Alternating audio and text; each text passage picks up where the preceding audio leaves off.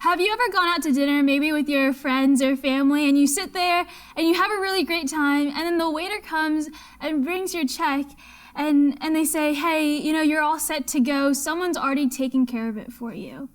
This happened to me and a group of my friends a little while back. We were a rowdy bunch of kids going to the diner. It was like after a church event or something, and we were a pretty big group of about 10 people, and so this wasn't a small bill.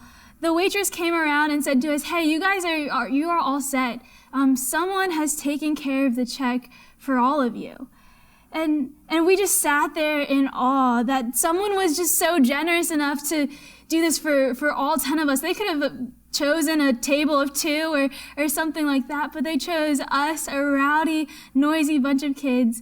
And this wasn't just a small thing. And we asked, and the waiter said she couldn't tell who it was, but someone had taken care of all 10 of us. And maybe you've been in this situation, or like a friend's paid for your coffee, and it would be really crazy for us to be like, oh no, even though someone else has already paid for my meal, I'm going to pay for it again. Like, that'd be completely bizarre if I went up to the barista at Starbucks and was like, hey, I know my friend already paid for my coffee, but I'm going to pay for it again.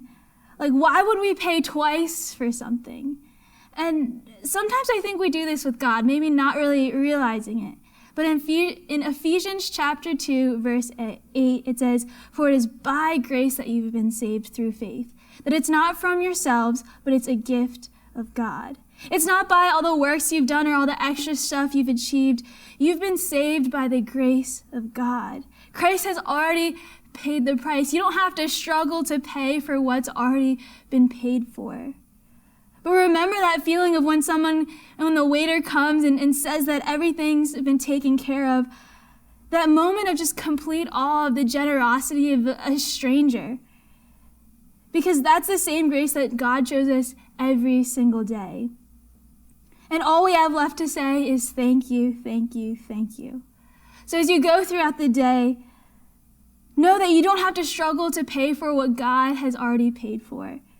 That you have been saved, and that's a gift of grace that is to be celebrated.